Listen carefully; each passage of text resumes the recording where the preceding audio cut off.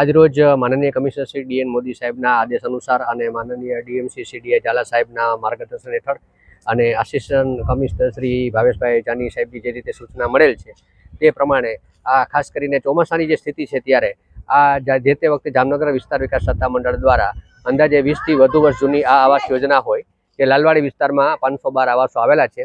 તો તે આવાસોમાં હાલ કેટલા લોકો વસવાટ કરે છે, કેટલા બંધ છે, એ રીતે આખી એક સર્વે કરવાનું કામગીરી ચાલુ છે. અને જે સર્વે કર્યા પછી આપણને ખ્યાલ આવશે કે ભાઈ આકસ્મિક સંજોગોમાં જો સ્થળાંતરિત કરવાના થાય તો કાર્યવાહી કરી શકાય. અને ભવિષ્યમાં જો જે સરકારની નીતિ છે એ પ્રમાણે પુનઃવસન કરી નવા આવાસો બનાવવાનું પણ જો આ એક વિચારણા ચાલે છે તો એના માટેનું પણ આ રોડમેપ છે એ કરી શકાય.